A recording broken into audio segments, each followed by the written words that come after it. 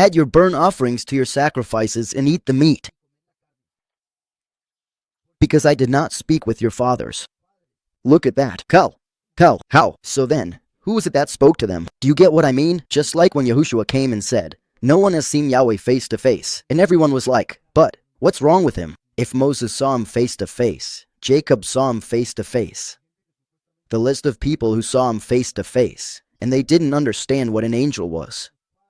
Because I did not speak with your fathers, command them burnt offerings and sacrifices Egypt. What? Look at that verse.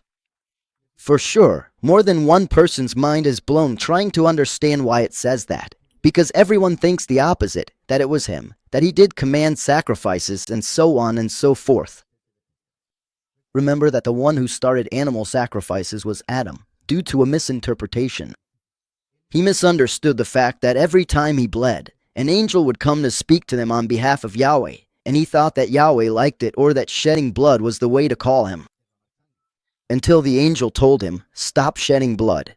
And he thought the angel was only referring to his own blood, so he started shedding the blood of animals. That's where Cain and Abel got the idea of making sacrifices and all that. So that came from Adam. It was an idea from men, influenced by fallen angels who, being separated from Yahweh, needed sustenance. And that sustenance then came through human beings, who were made in his image and likeness.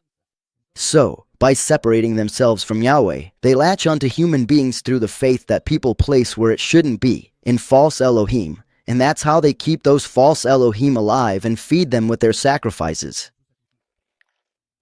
And that's why Yahweh says, "But I wasn't the one who asked you for that."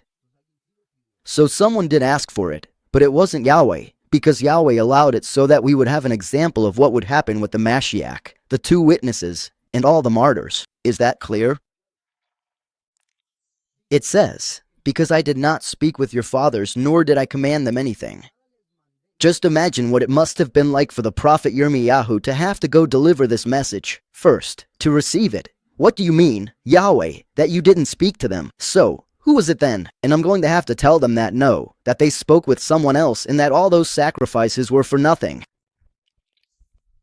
Nor did I command them anything about burnt offerings and sacrifices on the day I brought them out of the land of Egypt.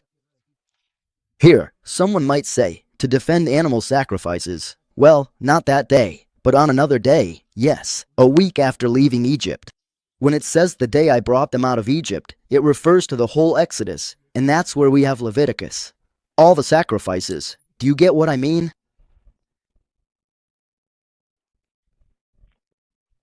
Yahweh gave the letter. Baal, Hillel, Lucifer gave the wrong interpretation of the letter, and Yahushua brought the correct interpretation.